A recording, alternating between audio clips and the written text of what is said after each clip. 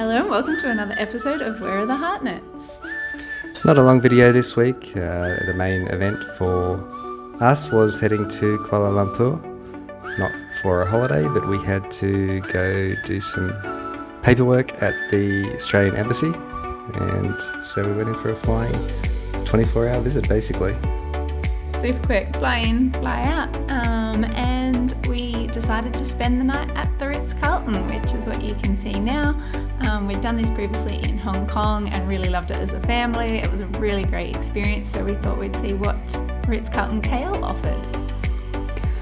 Now we have been here in the past, not to stay, just for the high tea. We actually brought my mum here once for her birthday for high tea, and actually came out and sang a happy birthday, and she cried, which was great. That's exactly what you want your mum to do on a birthday.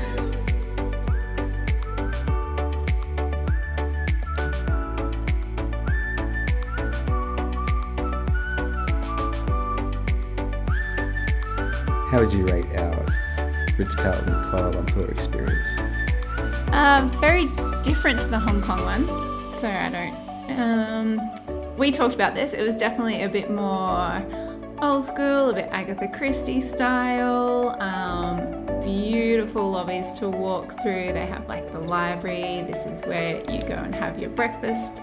So we did the buffet breakfast in the morning. It was delicious. Your room is just a really nice hotel room, like definitely better than most. Not as extravagant as the Hong Kong Ritz Carlton.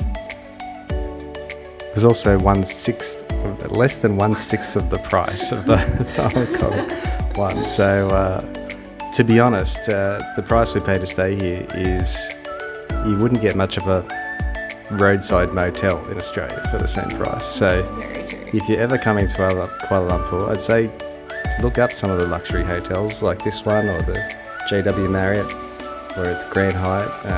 Depending on the time of the year and apparently how many conferences are in town, they can be remarkably good value. Yeah. It's also a well-placed hotel. It's right in the centre of Bukit Bintang, which is kind of the centre of town. They do have another KLCC, which is technically Kuala Lumpur city centre, but really this is kind of the real city centre, I would say. We lived in Kuala Lumpur, for those who don't know, for basically 2018. So it was good to visit some of our old haunts. We used to come here. This is called Star Hill, and it's a shopping centre that is attached to the Ritz Carlton and the JW Marriott.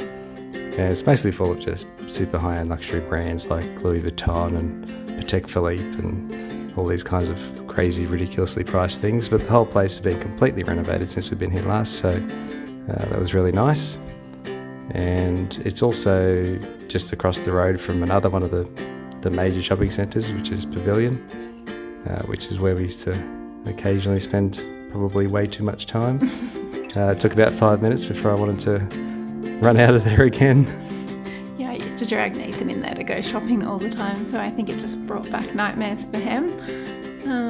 But this was when we went and visited the Australian Embassy, and then we went across to the towers, of course, which we used to walk to every single morning to go and get our coffee from our favourite coffee place, 8-ounce coffee. So we were very happy to find that it was still there and still as good as it was pre-COVID. So visited some other new cafes that have been popping up around the place.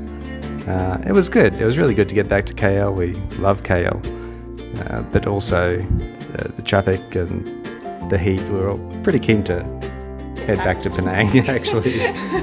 We do love KL, but I think we've fallen in love with Penang a little bit more.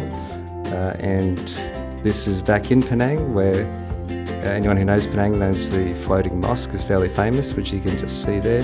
And what we didn't know, and that our real estate agent wanted to take us to, was there's a great Roti Canai stand across the road that you can't really see from the road, so it's a bit hidden. But she knew that we and Luke love Roti Canai, so she wanted to take us here and also show us a little bit more around the area, which is lovely. We tried a few different foods for breakfast as well, including fried chicken and some really great cucumber and pineapple salad.